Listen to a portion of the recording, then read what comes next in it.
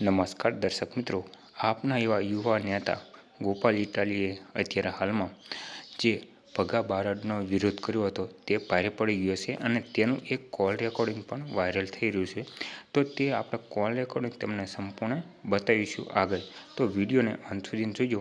અને મિત્રો, જો અમારી ચેનલ ઉપર નવા હોય અને આવા જ અવનવા વિડીયોની માહિતી મેળવવા માગતા હોય તો અમારી ચેનલને સબસ્ક્રાઈબ જરૂરથી કરજો.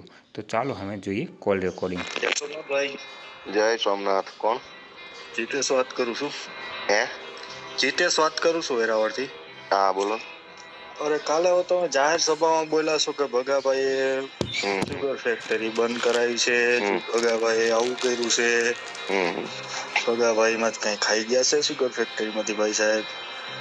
અરે ભાઈ, એ તો પતી ગયું, લખી નાખ્યું કે માહિતીમાં ફેરફાર હતો. ના ના ભાઈ, એવું જાહેરમાં તમે બોલ્યા છે, તમારે જાહેરમાં માફી માંગવી જોઈએ. જાહેરની જ વાત છે મારા ભાઈ. વિડીયો બનાવવો જોઈએ તમારે ભાઈ. કાંઈ વાંધો નહીં, કાંઈ વાંધો નહીં ભાઈ, એમાંય વાંધો નથી. એવું એમ નહીં, તમને જાણી જોઈને પાયા વિહોણી ના વાત ના ના તમે સાંભળો, મારી વાત સાંભળો. એમ નહીં. બોલો સાંભળો એક મિનિટ. જાણી જોઈનો પ્રશ્ન ન હોય. મેં એવું કીધું કે મને જે માહિતી હતી, મને જયેશભાઈ નો ફોન આવ્યો, મારા મિત્ર છે. અચ્છા. ઓળખો છો તમે? તળાળા વાળા બાપ. ઓળખું છું. ભગાભાઈ ના ખાસ પરિચિત છે, અંગત છે. ઓળખું છું. એ મારા ખાસ મિત્ર છે. એનો મને ફોન આવ્યો અને મારે એને પારિવારિક સંબંધ છે. એટલે એને મારું ધ્યાન દોર્યું કે ભાઈ આ તમારી વાતમાં ભૂલ છે. મેં કીધું ઓકે ભાઈ જયેશભાઈ, તમે કહો છો એટલે એ વાતમાં સત્ય છે. એટલે મને જે માહિતી હોય એવું બોલ્યો, પણ મારી માહિતી ખોટી હોય. અરે ભાઈ સાંભળો તો ખરા, મારી માહિતી ખોટી હોય એટલે કોકે મને કીધું કે ભાઈ આમની આમ માહિતી, તો મેં એને સ્વીકાર લીધી ને કે ઓકે ભાઈ ચલો તો મારી વાત ખોટી છે. એ કેટલા ટકા ગોપાલભાઈ યોગ્ય કહેવાય?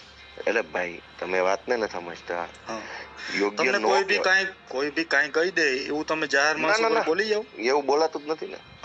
કોઈ બી કાંઈ બી કહી દે એમ હું અમથોય ન બોલું. હું તો કાયમ જાહેર જીવનનો માણસ છું.